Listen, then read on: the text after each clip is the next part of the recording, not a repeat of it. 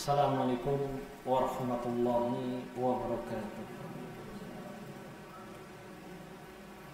Innal hamdalillah nahmaduhu wa nasta'inuhu wa nastaghfiruhu wa nastahdihi wa natubu ilaihi wa na'udzu billahi min syururi anfusina wa sayyiati a'malina. May yahdihillahu fala mudilla lahu wa may yudlil fala hadiya lahu.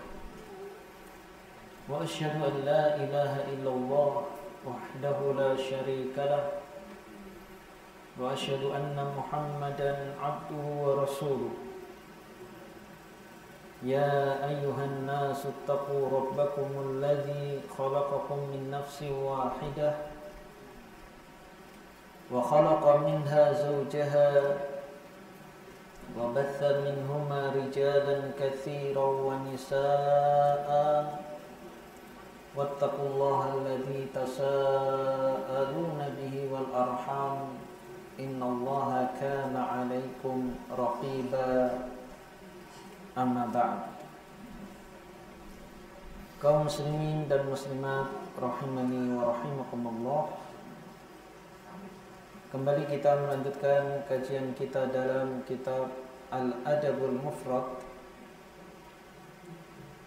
Kita sampai pada bab ke-19, babun birrul walidaini ba'da mautihima, bab berbakti kepada kedua orang tua setelah kematian keduanya. Berkata Al-Imam Al-Bukhari, haddatsana Abu Nu'aim, telah bercerita kepada kami Abu Nu'aim, qol, ia mengatakan haddatsana Abdurrahman bin Al-Ghasil, telah bercerita kepada kami Abdurrahman bin Al-Ghasil, qol, ia mengatakan akhbarani Usaid bin Ali bin Ubaid, telah mengkhabarkan kepada kami Usaid bin Ali ibn Ubaid an abihi, dari ayahnya, annahu sami'a Aba Usaidin yuhaddithul qaum, bahwasanya ia mendengar Usaid berbicara kepada kaum. Qal, ia mengatakan kunna indan Nabi sallallahu alaihi wasallam, dahulu kami berada di sisi Nabi sallallahu alaihi wasallam. Faqala rajulun, maka seseorang berkata, ya Rasulullah, hal baqiya min birri abawayya syai'un ba'da mautihima abarruhuma. Wahai Rasulullah, masihkah ada bakti kepada kedua orang tua setelah kematian keduanya yang aku bisa berbakti kepada keduanya? Qala na'am, Rasulullah menjawab, iya. Khisalun arba'un, 4 perkara. Yang pertama, ad-du'a lahuma, mendoakan keduanya, wal istighfaru lahuma, dan beristighfar untuk keduanya. Yang kedua, wa infadhu ahdihima, menunaikan janji keduanya, wa ikramu sadiqihima, dan memuliakan teman atau sahabat keduanya. Dan yang keempat, wasilatur rahimil lati la rahima laka illa min kibalihima, menyambung tali silaturahim yang mana engkau tidak memiliki ikatan karib kerabat kecuali dari jalur keduanya. 4 hal ini yang bisa kita lakukan, bakti kita kepada kedua orang tua ketika sudah meninggal. Keempat ini juga tentunya bisa kita lakukan semasa hidup kedua orang tua kita. namun bentuk bakti yang lain semuanya terputus, tidak bisa kita lakukan. Semisal memberikan nafkah, memberi makan, membantu dengan fisik, membantu dengan materi, itu bisa kita lakukan ketika masih hidup. Adapun ketika kedua orang tua sudah tiada, maka tinggal 4 perkara ini yang masih mampu kita lakukan sampai kapanpun selama hayat masih dikandung badan. Artinya selama kita masih hidup, kita masih bisa melakukan 4 hal ini sebagai bentuk bakti kita kepada kedua orang tua kita. Berkata Imam Al-Bukhari, haddatsana Ahmad bin Yunus qala haddatsana Abu Bakr an Asim an Abi Salih an Abi Hurairah qala turfa'u lil mayyiti ba'da mautihi darajatuhu fayaqul ay rabb ayu syai'in hadhihi fayuqal waladuka astaghfara laka. Seorang mayit diangkat derajatnya setelah kematiannya. Maka ia bertanya, wahai Rabbku, wahai Tuhanku, apa ini? Fayuqal, maka dijawab, anakmu meminta ampun untukmu.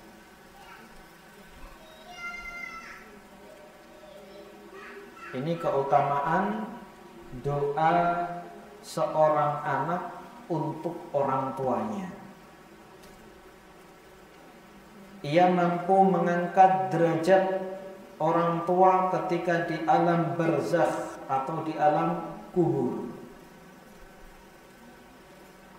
Ketika mayit ini diangkat derajatnya, maka dia heran karena merasa amalannya di dunia biasa-biasa saja.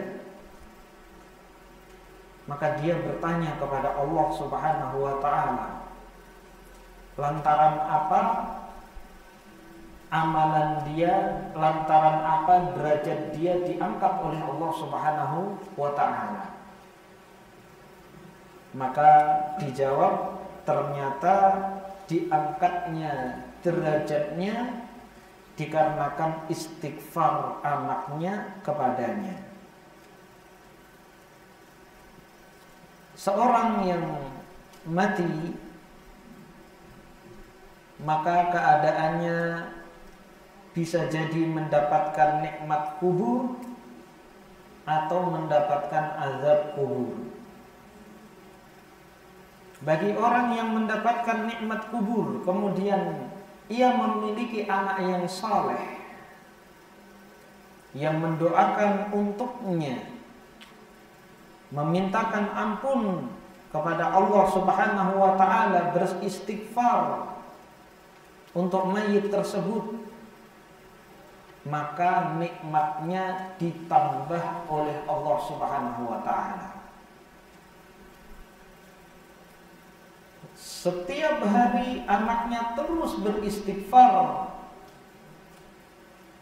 untuk orang tuanya yang telah meninggal ini, maka nikmatnya pun semakin ditambah oleh Allah Subhanahu wa ta'ala. Maka semakin lama dia di alam kubur, semakin bertambah nikmat baginya.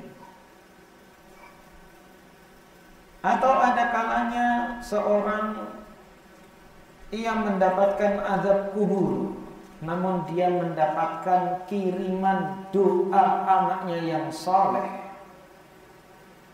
Maka bisa jadi dengan doa tersebut akan menghentikan azab kubur. Didoakan lagi yang tadinya azab berubah menjadi nikmat. Didoakan lagi bertambah nikmatnya, didoakan lagi bertambah nikmatnya, dan begitu seterusnya. Dan doa untuk orang tua, doa anak seorang anak untuk orang tua tidak hanya bermanfaat untuk orang tua tersebut, namun tentunya bermanfaat juga bagi anak yang berdoa. Kita ketahui keutamaan doa fi dhahril ghaib, doa seorang muslim bagi orang lain tatkala orang lain tidak mengetahuinya, maka Allah Subhanahu wa taala mengutus malaikat untuk mengaminkan doa ini. Malaikat mengatakan amin walaka mithlu. Amin. Ya Allah, kabulkanlah doa ini dan bagimu bagian seperti apa yang engkau berdoa dengannya. Ketika kita mendoakan orang lain sembuh dari penyakit, keluar dari musibah, dilapangkan rezekinya agar sehat dan seterusnya, maka malaikat mengaminkan doa kita dan kita juga didoakan agar mendapatkan seperti doa kita untuk saudara kita. Maka termasuk juga ketika seorang anak berdoa untuk orang tuanya tanpa sepengetahuan orang tuanya, baik ketika orang tuanya masih hidup atau sudah meninggal dunia, maka doa tersebut akan diamini oleh malaikat dan malaikat mendoakan baginya agar mendapatkan semisal atau setara doa yang ia peruntukkan untuk kedua orang tuanya. Hadis berikutnya berkata Imam Al-Bukhari, haddatsana Abu Rabi', telah bercerita kepada kami Abu Rabi', qol, yang mengatakan haddatsana Ismail bin Ja'far, telah bercerita kepada kami Ismail bin Ja'far, qol, yang mengatakan akhbarana Al-Ala, telah mengkhabarkan kepada kami Al-Ala an abihi, dari ayahnya, an Abi Hurairah, dari Abu Hurairah, anna Rasulullah sallallahu alaihi wasallam qol, bahwasanya Rasulullah sallallahu alaihi wasallam bersabda, idza matal 'abdu in qata'a anhu 'amaluhu illa min thalathin. Jika seorang hamba mati, maka terputus amalnya kecuali 3 perkara. Shadaqatin jariyatin, yang pertama sedekah jariyah.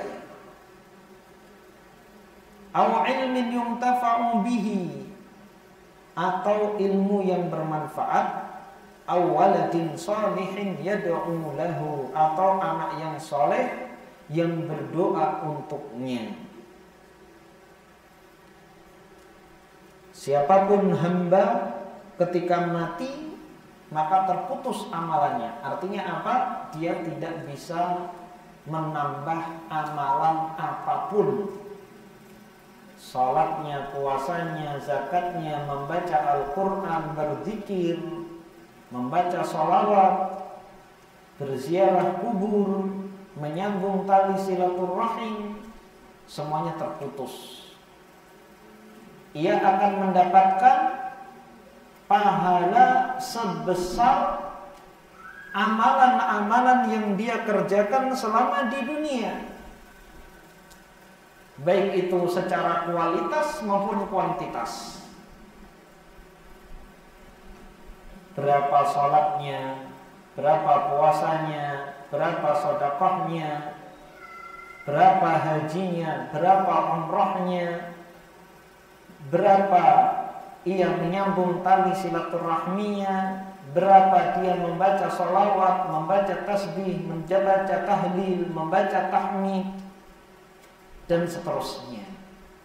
Semuanya sudah final, sudah finish, berhenti ketika roh keluar dari jasad.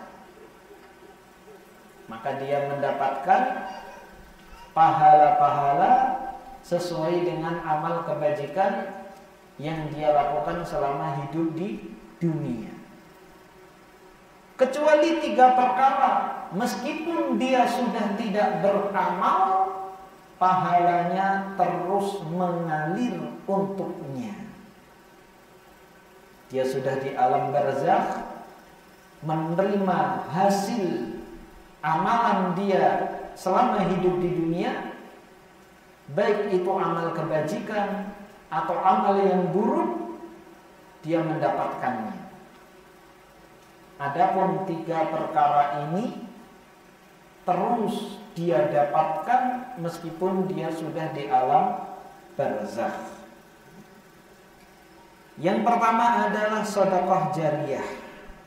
Ini kita secara khusus bahas tadi malam tentang wakaf. Wakaf itu artinya berhenti. Kalau membaca Al-Quran ada tanda-tanda wakaf. Ada yang wajib wakaf, ada yang dianjurkan wakaf, ada dilarang wakaf. Wakaf artinya berhenti. Al-habsu, wakaf artinya tertahan, ditahan, nggak bisa kemana-mana. Itu secara bahasa. Secara syariat adalah tahbisul asli wa tasbilul manfaati, menahan asal dan menjalankan manfaat. Ketika seorang mewakafkan tanah, maka tanah itu berhenti, tidak bisa orang mewakafkan tanah untuk masjid, maka sesuai dengan amanat wakaf, dia tidak digunakan untuk apapun. Tidak bisa dibikin untuk perumahan, tidak bisa dibikin untuk asrama santri, tidak bisa dibikin untuk pesantren, tidak bisa dibikin untuk kelas. Karena apa? Wakafnya untuk masjid. Kecuali kalau belajarnya di masjid, tidurnya di masjid. Tapi kalau dialih fungsikan menjadi asrama, menjadi kelas, ini tidak boleh. Itulah wakaf. Tidak bisa diotak-atik. Tidak bisa diotak-atik pakai otak. Dia harus taat dengan ketentuan syariat. Wa tasbilul manfaati, dan dijalankan manfaatnya. Jadi hartanya tetap, manfaatnya terus berjalan.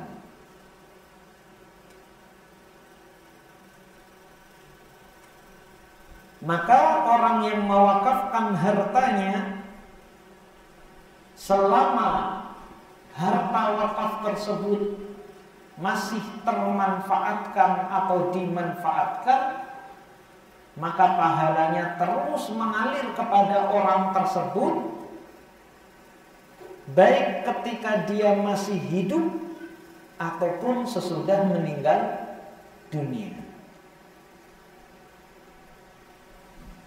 Orang membangun masjid, maka setiap kali masjid tersebut dipakai untuk sholat, dipakai untuk taklim, diadakan kajian, digunakan untuk berzikir, membaca Al-Quran, digunakan untuk belajar dan mengajar Al-Quran, maka orang tersebut mendapatkan pahala seperti jumlah atau sebesar jumlah orang yang beribadah di masjid tersebut. Luar biasa.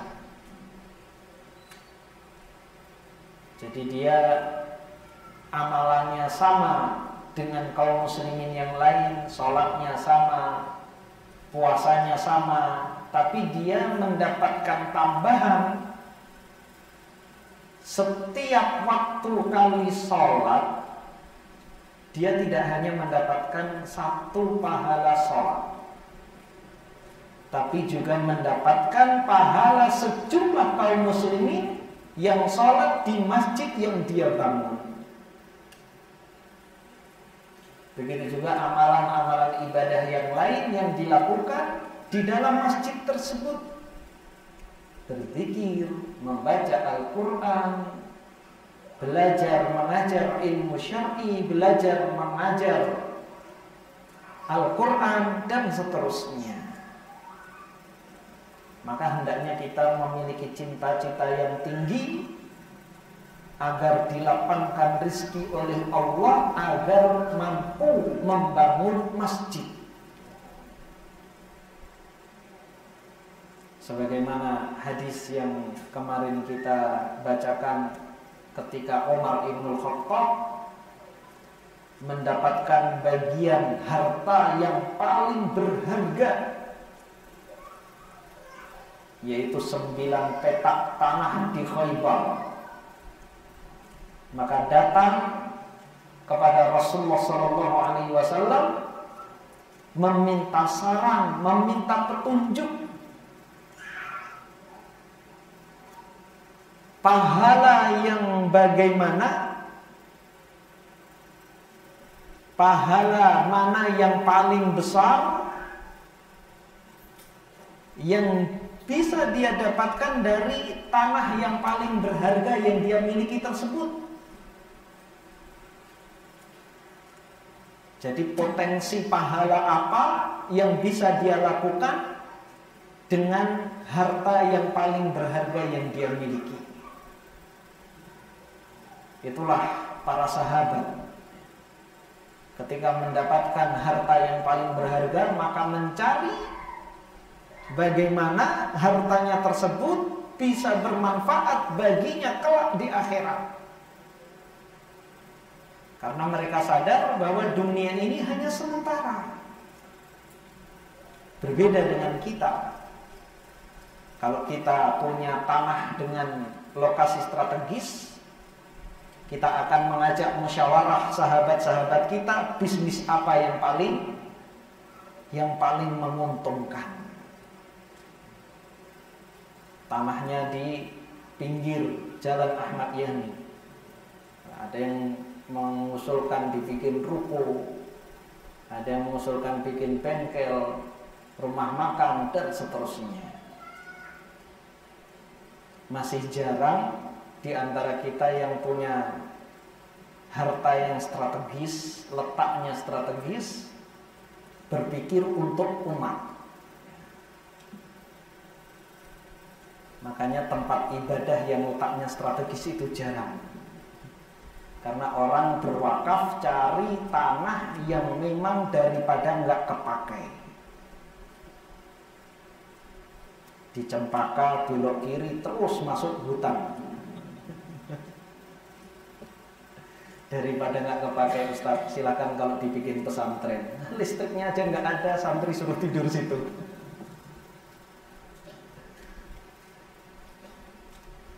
Masya Allah. Ya, tapi hikmahnya ya, pesantren-pesantren yang di tempat-tempat yang tidak strategis ya, akhirnya bisa menghidupkan kawasan tersebut ya. Jauh dari perkotaan, masuk ke dalam-dalam ya. Pesantren dulu kita yang di Bogor itu sebelum ada pesantren benar-benar nggak ada listrik, nggak ada aspal, bahkan tidak ada jembatan melewati sungai. Jadi mobil yang datang itu nyebur terlebih dahulu, nyebur ke sungai. Sungainya tidak besar, kecil, jadi kalau banjir ya mobil tertahan. Alhamdulillah sekarang menjadi setengah kota, artinya mirip dengan kota. Dari SD, SMP, SMA daripada dulu pembina yayasan yang merintis di situ sudah sangat jauh keadaannya. Dulu benar-benar nggak ada listrik. Orang di situ mandi di sungai, nggak punya kamar mandi. Jadi pembinanya dulu di situ benar-benar berjuang, ya. Dan kita ketahui pembina yayasan itu tidak mengambil keuntungan dari yayasan, karena memang undang-undang di negara kita izin yayasan itu bukan izin PT, ya. Benar-benar itu adalah yayasan sosial.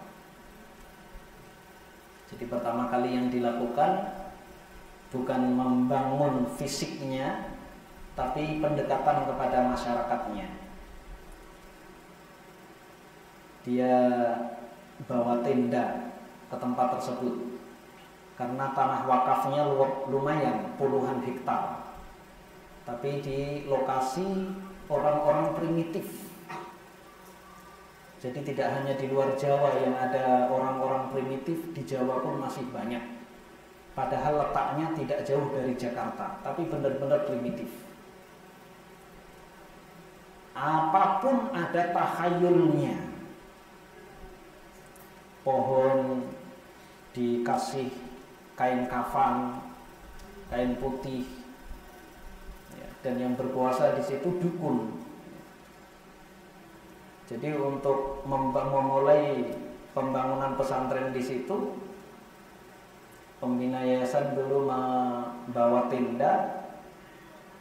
Kalau tidak ada orang yang mengajak untuk tidur ke rumah, maka dia siap untuk tidur di tenda. Jadi tidur di tenda, tapi tentunya karena orang kampung nggak tega ada orang tidur di tenda, diajak masuk nginap. Terus setiap siang ke warung, ngobrol sama orang-orang di warung, dan ditraktir semua yang di situ. Dan itu tidak seberapa, namanya di kampung kan makanan murah, ya. 30.000 itu sudah bisa makan semua, ya. Kopi sama gorengan. Tapi itu sangat berkesan di orang kampung situ.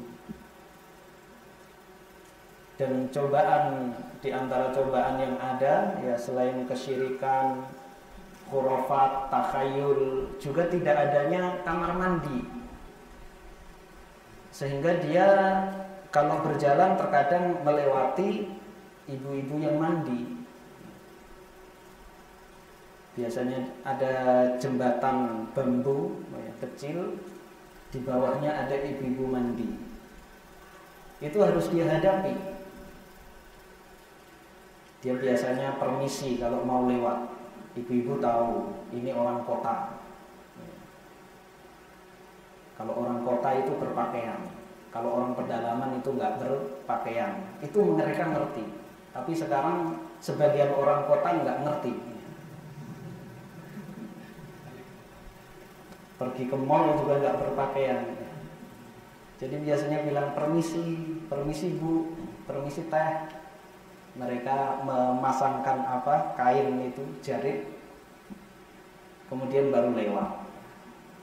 Terus seperti itu, mungkin sebagian ibu-ibu nggak mau ribet, sempat ada yang nyeletuk, udah pak, biasa saja di sini lewat aja.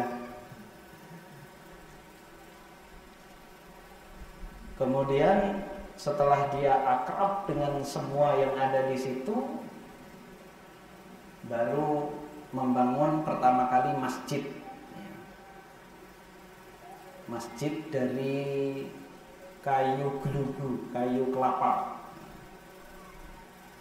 Kayu kelapa yang tua itu tidak kalah kualitasnya dengan kayu unin. Tapi di sini nggak ada yang pakai. Mungkin kualitas kelapanya yang beda, atau kualitas kepalanya yang beda.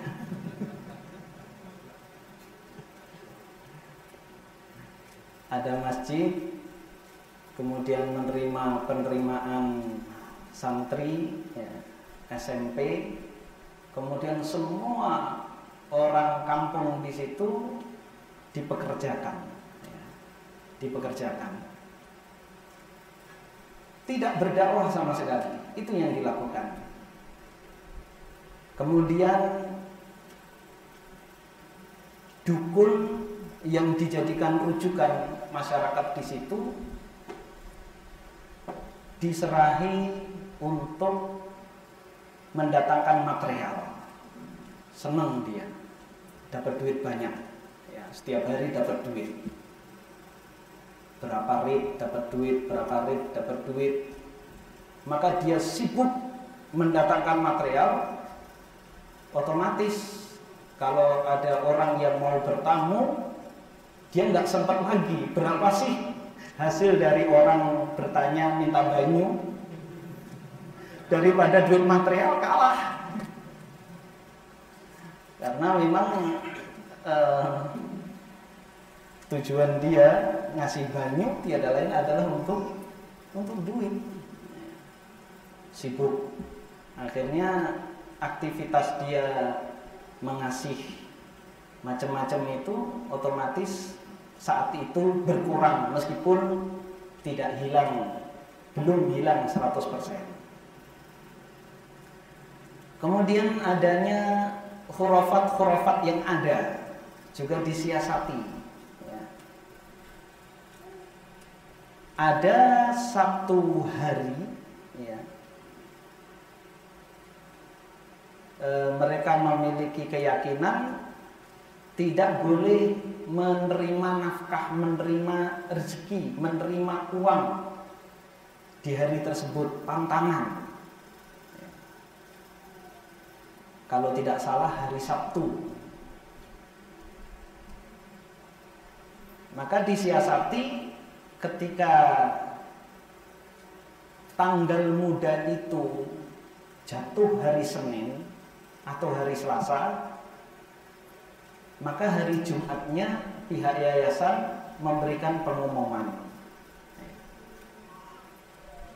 Barang siapa yang ingin mengambil gaji besok boleh. Jadi tidak mengatakan apa ini khurafat, enggak ini, enggak, tapi apa? Besok yang mau mengambil gaji meskipun belum tanggal 1, ya. Masih tanggal 25, masih tanggal 27.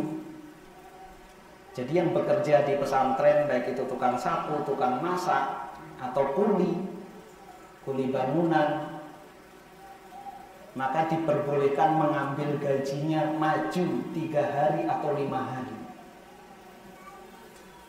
Siapa sih yang gak seneng duit?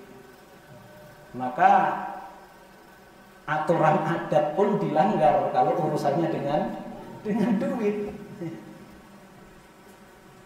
Maka otomatis hilang sendiri. Setelah menerima duit, ternyata nggak ada apa-apa, nggak ada efek apa-apa, pulang juga nyaman-nyaman saja, akhirnya hilang. Begitu juga ada makanan-makanan yang mereka jadi pantangan, ya. Makanan-makanan yang kita selera, ya, justru bagi masyarakat tersebut merupakan pantangan. Maka justru itu yang sering dijadikan menu pondok. Santri banyak dikasih makan itu. Ketika sebagian ibu-ibu membantu di dapur, ya, pertama kali masih kuat, kan dipersilahkan makan. Bukan mengatakan ini bukan takhoyul, tapi dipersilahkan makan. Ayo makan. Hari pertama mereka mengatakan enggak, ini pantangan kami. Loh, kita enggak kenapa-napa makan ini. Iya kalian, kami beda. Sehari 2 hari dan ibu dapur saat itu, ibu dapurnya kebetulan adalah ibu dari pembina dan ketua yayasan. Ini yayasan keluarga. Kalau ada menu itu dia makan dengan lahapnya, ditampakkan bahwa makanan itu enak banget. Akhirnya nyicipin. nyicipin enak, besoknya nambah, akhirnya 1 bulan udah nggak ada pantangan lagi. Akhirnya semua pantangan yang ada di situ akhirnya sudah tidak ada. Saya bergabung di sana setelah berjalan 2 tahun, itu semuanya sudah nggak ada. Pohon dikafani, orang mandi di kali sudah nggak ada, ya. Karena yang datang wali-wali santri pakai jilbab, itu pesantren putra saat itu belum buka putri. Wali santri bahkan pakai cadar, akhirnya yang mandi di kali pun tahu diri. Karena berseliweran orang-orang berhijab memakai jilbab, akhirnya otomatis merubah sendiri. Jadi berubah tanpa banyak berteori, tapi memakai strategi. Kembali kepada sedekah jariyah, ya. Apapun yang kita wakafkan, maka pahalanya akan mengalir kepada kita. Pahalanya akan mengalir kepada kita selama harta wakaf tersebut masih dimanfaatkan, baik ketika kita masih hidup maupun setelah kita sudah mati. Maka semakin dini kita memiliki harta wakaf, maka semakin banyak pahala yang akan kita raih. Maka begitu ada peluang-peluang wakaf, maka segera salurkan harta kita di situ. Wakaf untuk pembangunan masjid, wakaf untuk pembebasan tanah masjid, wakaf untuk pembebasan tanah pesantren, wakaf untuk pembangunan pesantren, dan seterusnya. Maka selama masjid tersebut berjalan, digunakan untuk sholat, pesantren tersebut berjalan, digunakan untuk kegiatan belajar mengajar, maka pahala mereka pun mengalir kepada kita. Yang kedua, au ilmin yumtafa'u bihi, atau ilmu yang bermanfaat, ilmu yang dimanfaatkan. Ketika kita mengajarkan wudu kepada satu orang, maka setiap kali orang tersebut berwudu, dia mendapatkan pahala, dan pahalanya juga sampai kepada kita tanpa mengurangi sedikit pun pahala wudu dia. Begitu juga mengajarkan membaca Al-Quran, mengajarkan sholat, dan seterusnya dari ilmu-ilmu syariat, maka pahalanya mengalir kepada kita. Maka apapun yang kita mampu, apapun yang kita bisa, ajarkan kepada orang yang belum bisa. Kita bisa Iqra sampai jilid 4, ajarkan. Masih banyak anak-anak kaum muslimin yang belum bisa baca Iqra. Kita bisa mengajarkan jilid 1, jilid 2, jilid 3 dengan lancar. Maka ajarkan sesuai dengan kemampuan kita. Kita bisa wudu sesuai dengan sunnah Nabi dari awal sampai akhir. Ajarkan kepada orang lain, karena masih ada dan banyak kaum muslimin yang belum mengetahui tata cara wudu sesuai dengan sunnah Nabi Shallallahu Alaihi Wasallam. Maka setiap kali dia berwudu, kita pun mendapatkan pahala yang sama seperti apa yang dia dapatkan, tanpa mengurangi sedikit pun dari pahala yang dia dapatkan, baik ketika kita masih hidup ataupun sudah meninggal dunia. Karena ada yang memahami 3 amalan ini baru kita dapatkan ketika sudah mati. Tidak. Ketika kita masih hidup pun kita sudah mendapatkan pahala tersebut. Pahala sedekah jariyah, pahala ilmu yang bermanfaat, itu akan terus kita dapatkan baik kita masih hidup ataupun ketika kita sudah mati. Kemudian yang ketiga, awaladin salihin yad'ulah, atau anak yang soleh yang mendoakan untuknya. Jadi orang akan mendapatkan manfaat dari doa anaknya, baik ketika masih hidup ataupun sesudah meninggal dunia. Jadi doa itu bermanfaat baginya baik ketika masih hidup atau sesudah meninggal dunia. Maka Rasulullah SAW mengatakan terputus seluruhnya kecuali 3 perkara ini. Artinya 3 perkara ini juga berlaku ketika masih hidup. Seorang mendapatkan pahala ini semua ketika masih hidup. Namun dia memiliki kekhususan, dia spesial, tidak terputus. Artinya terus berjalan, terus berlaku. Adapun amal yang lain sudah terputus, tidak berjalan lagi. Salatnya, puasanya, zakatnya, sedekah sunnahnya, dan seterusnya, kecuali sedekah jariyah, tiada lain adalah wakaf, itu yang masih terus berjalan.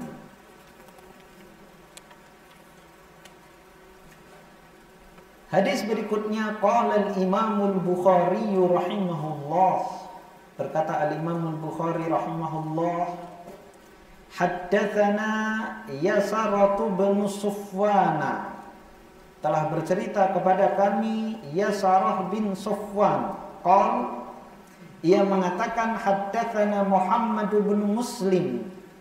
Telah bercerita kepada kami Muhammad bin Muslim an Amrin dari Amr, an Ikrimah dari Ikrimah, an Ibni Abbas dari Ibnu Abbas, anna rajulan qal, bahwasanya seseorang berkata, ya Rasulullah, inna ummi tuwfiyat walam tusi.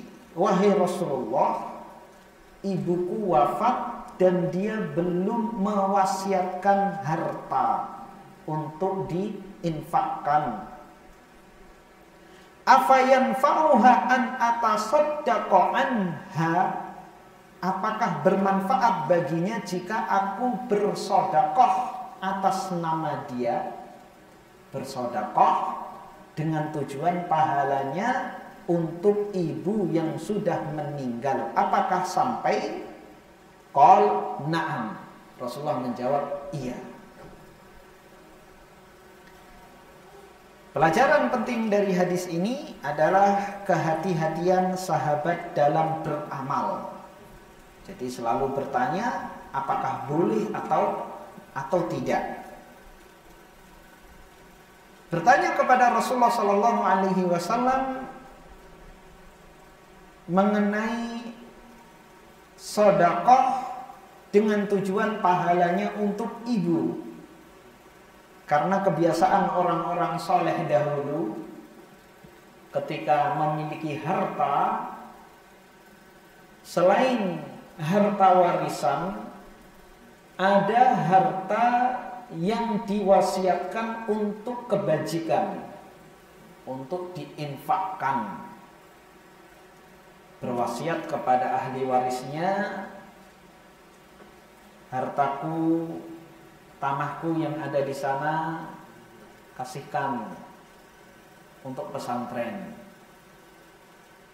Misalnya memiliki harta yang berlebih, ya, uang sekian dinar untuk orang yatim, untuk anak yatim, untuk janda yang memiliki banyak anak,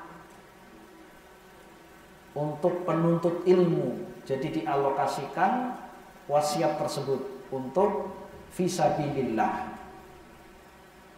Dan syariat memiliki ketentuan,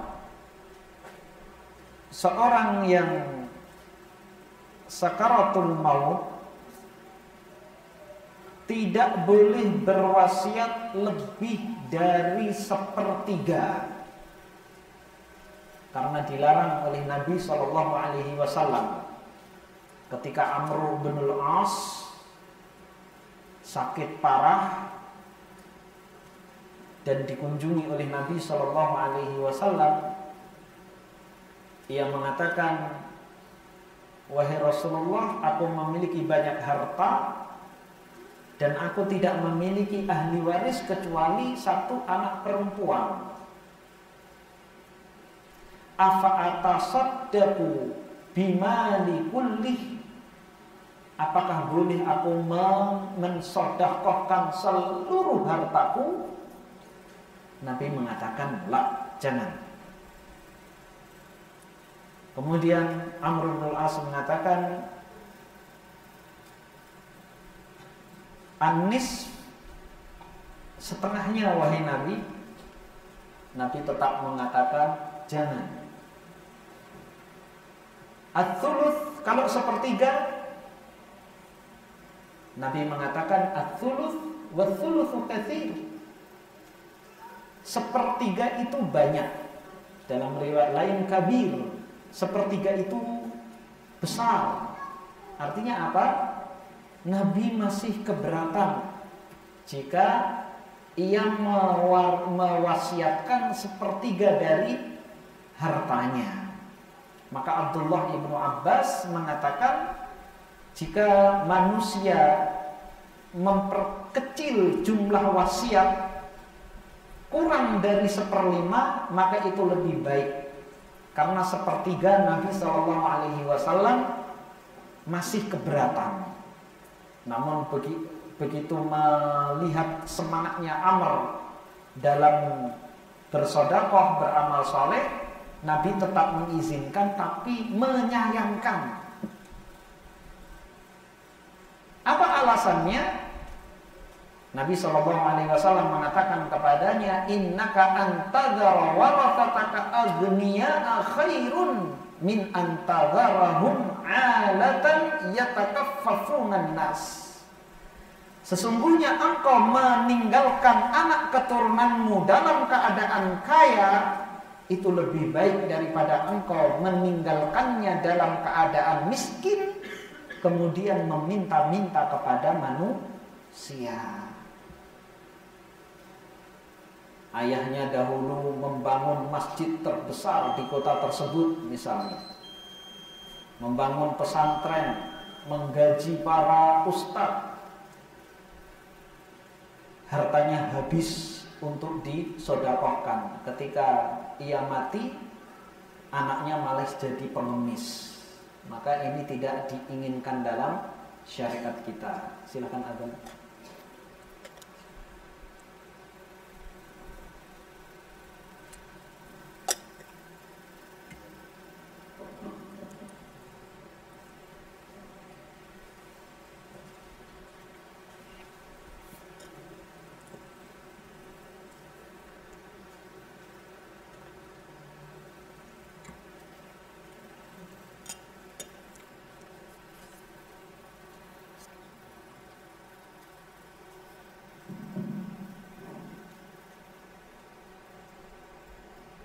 Allahu Akbar, Allahu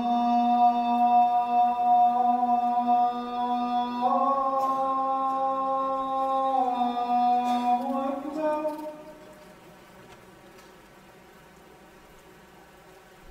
Allahu Akbar,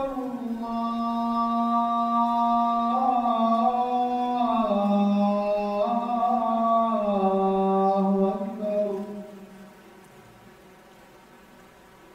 Asyhadu an la ilaha illallah.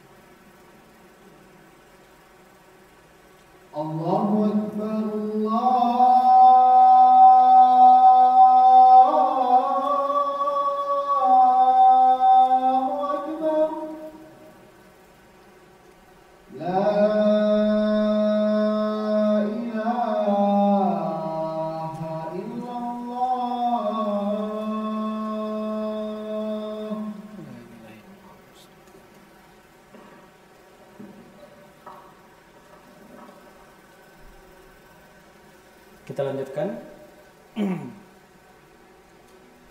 Jadi dalam kisah tadi ada pelajaran berharga bagi kita bahwa semangat saja dalam beribadah itu tidaklah cukup. Jadi kita harus berusaha amal ibadah kita tidak menyalahi syariat.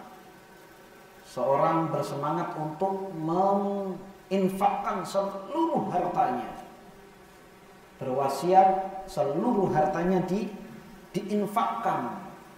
Semangat keimanan tentunya. Namun sahabat bertanya terlebih dahulu kepada Rasulullah, apakah boleh yang demikian itu? Ternyata tidak. Maka mendahulukan ketaatan kepada Nabi daripada semangat pribadi. Jadi bukti keimanan kita adalah tunduk pada keputusan Nabi meskipun semangat kita menggebu-gebu. Tapi itu melanggar syariat, maka kita tidak lakukan. Termasuk juga di sini, ya, ketika seorang sangat sayang kepada ibunya, sangat sayang kepada ibunya. Ketika ibunya wafat, belum mewasiatkan sebagian hartanya untuk diinfakkan di jalan Allah. Maka ia ingin ibunya mendapatkan pahala dari infak di jalan Allah. Maka dia bertanya kepada Nabi SAW, apakah apabila dia bersedekah atas nama ibunya pahalanya sampai? Maka Nabi menjawab, iya, sampai. Maka dari hadis ini tidak ada khilaf di antara para ulama bersedekah atas nama mayit atau mayat, bersedekah untuk orang yang telah mati, tidak ada khilaf di antara para ulama, pahalanya sampai. Begitu juga haji dan umrah.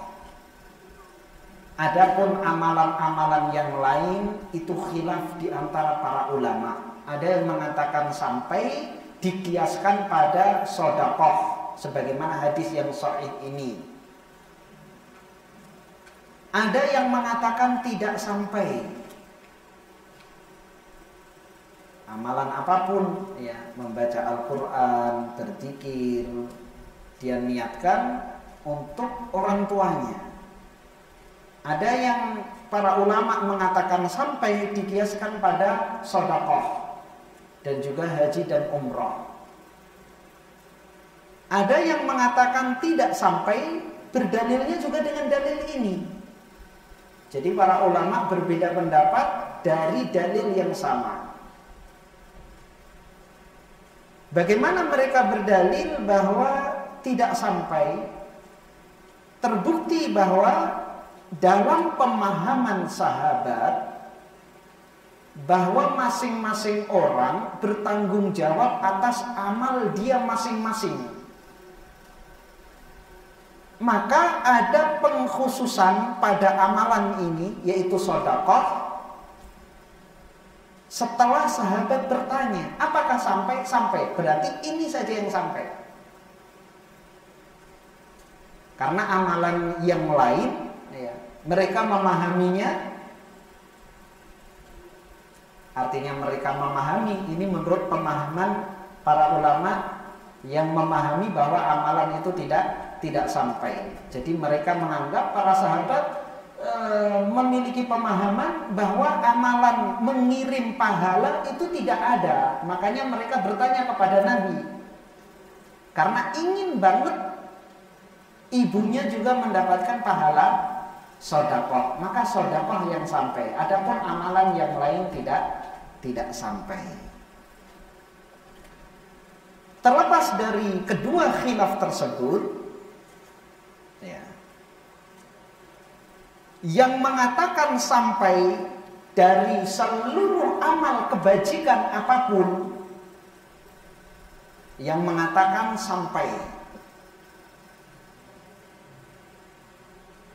jelas-jelas amalan tersebut adalah amalan ibadah sesuai dengan tuntunan syariat. Adapun amalan yang menyelisihi petunjuk Nabi SAW, maka jelas tidak sampai, pelakunya saja tidak mendapatkan pahala, apa yang dikirim untuk orang yang sudah mati. Semisal orang membaca wirid tapi tidak diajarkan oleh Nabi,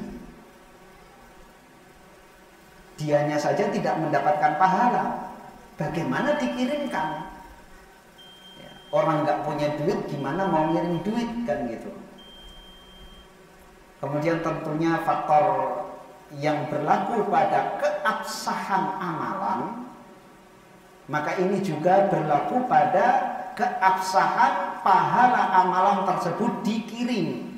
Yang pertama adalah ikhlas, dan yang kedua sesuai dengan sunnah Nabi SAW. Seorang ingin mengirim pahala tapi tidak ikhlas. Tidak ikhlasnya gimana? Menginginkan imbalan dunia, duit, amplop, makanan, berkat, dan lain sebagainya. Maka amalan ini tidak ikhlas. Untuk membuktikan keikhlasan mereka atau tidak, silakan undang mereka, tidak ada jamuan sama sekali, datang atau tidak. Maka kalau tidak datang, ya, undangan tidak ada jamuan apapun, tulis di kertas undangannya, kosong. Maka berarti selama ini mereka datang untuk kepentingan dunia. Dan apa yang ditujukan untuk dunia ini tidak mendapatkan pahala. Jadi dia saja nggak mendapatkan pahala, gimana dikirimkan? Itu yang pertama. Dan yang kedua, amalannya, tata caranya harus sesuai dengan tuntunan Nabi SAW. Sedekah, bagaimana sedekah yang benar? Adapun yang mengkiaskan amalan-amalan yang lain, seperti membaca Al-Quran, wirid, dan seterusnya, bagaimana membaca Al-Quran dan berzikir sesuai dengan petunjuk Nabi Sallallahu Alaihi Wasallam. Wallahu ta'ala a'lam bissawab. Demikian yang bisa kami sampaikan pada kesempatan malam hari ini. InsyaAllah kita akan lanjutkan pada pertemuan yang akan datang. Kita tutup dengan doa kafaratul majelis. Subhanakallahumma wa bihamdika asyhadu an la ilaha illa anta astaghfiruka wa atubu ilaik. Assalamualaikum